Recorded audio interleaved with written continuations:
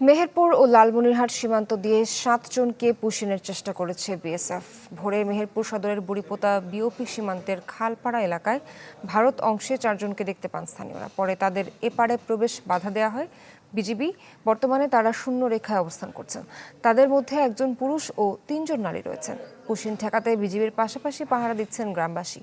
লালমনিরহাটে পাটগ্রাম সীমান্তেও ৩ জনকে পুশিনের চেষ্টা করেছে বিএসএফ। অন্যদিকে কুড়িগ্রামের রৌমারী সীমান্তের শূন্য রেখায় ৬ দিন ধরে মানবেতর জীবন কাটাচ্ছেন নারী শিশুসহ ৫ জন।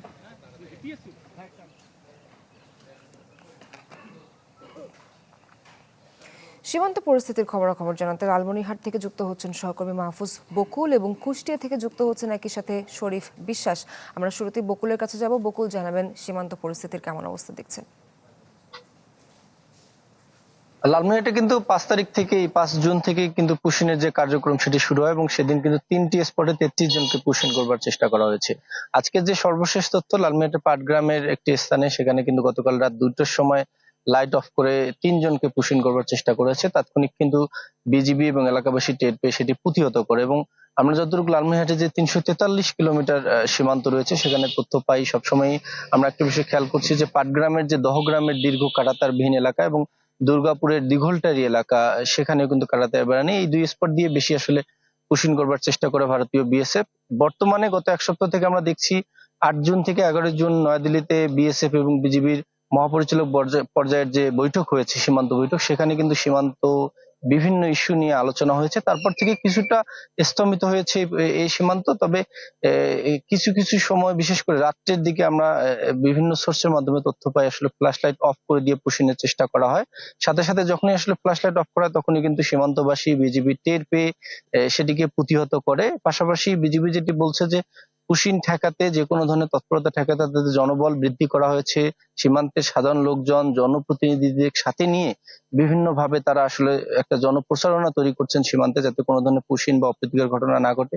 পাশাপাশি সন্ধ্যার পরে সীমান্ত এলাকায় অবাধ যে যাতায়াত, চোরাকারবারিদের, সেটিও ঠেকানোর জন্য বিজিবি সর্বোচ্চ প্রচেষ্টা করছে।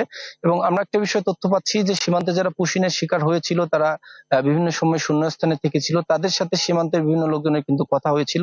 তাদের মাধ্যমে যেটি তথ্য পাওয়া যাচ্ছে যে সীমান্তের ওপারে ভারতীয় বিভিন্ন অংশে কিন্তু হোল্ডিং সেন্টার করে রাখা হয়েছে। সেখানে ভারতের বিভিন্ন এলাকা থেকে মুসলমান পরিচয়ে বাংলাদেশি অভিযোগে তাদেরকে কিন্তু ধরে এনে এনে সেই হোল্ডিং সেন্টার গুলোতে রাখা হয়েছে এবং ধীরে ধীরে দেশের বিভিন্ন সীমান্ত দিয়ে তাদেরকে পুশিন করবার চেষ্টা কিন্তু ভারতের বিএসএফ এর থাকবে বলে বিভিন্ন সূত্র মতে আমরা জানতে পারছি। বিশেষ করে যারা সীমান্তে পুশিনের শিকার হয় তারা কিন্তু এই তথ্যগুলো বারবারই বলার চেষ্টা করছেন এবং সাধারণ মানুষ যেটি বলছে যে সীমান্তে পুশিন নিয়ে সাধারণত বিভিন্ন সময় বিপর্যস্তকর বিভিন্ন পরিস্থিতি তৈরি হচ্ছে, উত্তেজনা তৈরি হচ্ছে।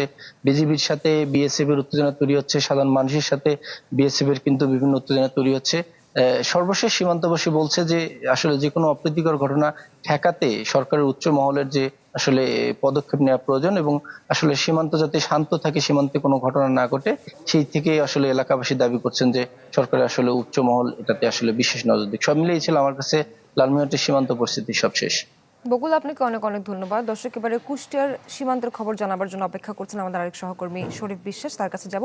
শরীফ, পুশিনের জন্য যারা ভোগান্তিতে আছেন তাদের কি অবস্থা দেখছেন এখন, সেখানে কি পরিস্থিতি জানাবেন সবশেষ।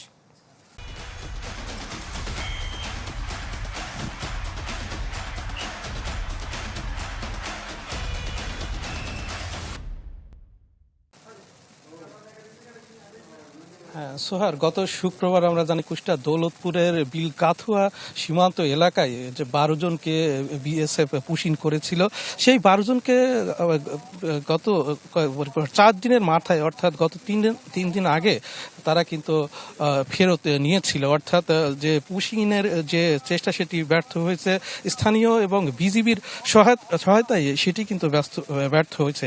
নতুন করে আর কোনো পুশিনের ঘটনা ঘটেনি, তবে সীমান্ত এলাকা জুড়ে যে সতর্কতা, বিজিবির যে সতর্কতা সেটি কিন্তু রয়েছে। এখন আমি রয়েছি ঠিক এই মুহূর্তে কুষ্টিয়ার মেহেরপুর সীমান্ত লাগোয়া অর্থাৎ ধর্মদাহ সীমান্ত এলাকায়। এখানে বিজিবি কড়া সতর্ক অবস্থান রয়েছে এবং আপনি একটু আপনার মাধ্যমে দেখাতে চাই দর্শকদের, বিজিবির পক্ষ থেকে কিন্তু মাইকিং করা হচ্ছে এবং বিএসএফ কে উদ্দেশ্য করে বলা হচ্ছে যে আপনারা কখনো পুশিনের যে অপচেষ্টা সেটি করবেন না, এটি করলে বিজিবির পক্ষ থেকে কঠোর অবস্থানের যে হুঁশিয়ারি সেটি কিন্তু তারা দিচ্ছেন। আমরা একটু দেখার চেষ্টা করছি, ঠিক ক্যামেরায় ঠিক এখান থেকে প্রায় 70 গজ দূরে কিন্তু ভারতীয় সীমান্ত অর্থাৎ কাঁটাতারের যে বেড়া সেটি দেখা যাচ্ছে। এই এলাকা দিয়েই কিন্তু কয়েক দফা পুশিনের চেষ্টা তারা করেছিল, অর্থাৎ বিএসএফ করেছিল, সেটি কিন্তু বিজিবির পক্ষ থেকে সেটি কিন্তু প্রতিহত করা হয়েছে। আমরা এখন কিছুক্ষণ আগে ধর্মদাহ বিওপির যিনি ইনচার্জ বিল্লাল হোসেন তার সাথে কথা বলেছি।